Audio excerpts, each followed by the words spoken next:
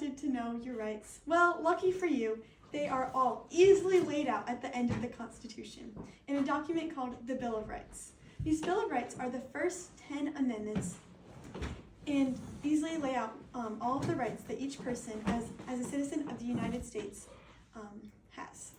Some of the major rights are the freedom of speech, which the freedom to bear arms, which is having guns, the freedom of a fair trial by jury, so a trial that is not swayed against you or has already is not in your favor, the right to no cruel and unusual punishments, such as a crucifixion or being burnt to death, as well as the freedom of the press, which is the freedom to publish what you wish and not have censorship from the government.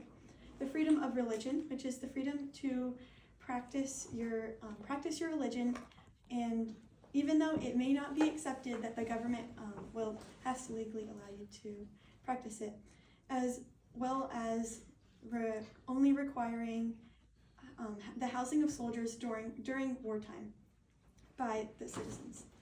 All other power, and the last one is that all of other powers not stated in the Constitution are automatically given to the states.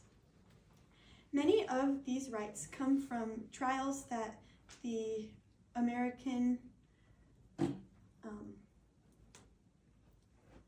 that the people who came to America had to face when they were controlled by Britain.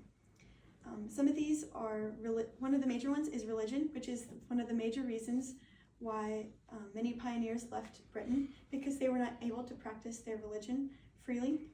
So the Founding Fathers made sure that this was definitely a priority when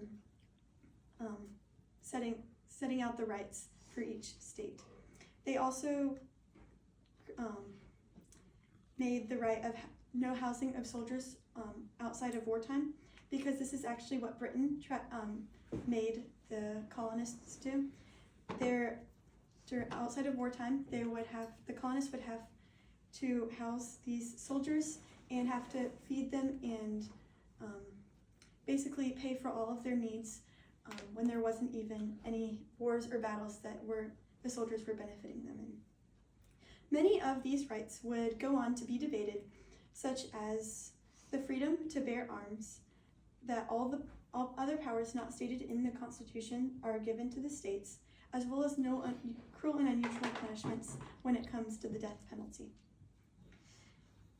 Many additional amendments have been added to these Bill of Rights through the legislative branch, and while many would disagree with some of them, over time, they were the building blocks for our country and what the Founding Fathers fought for.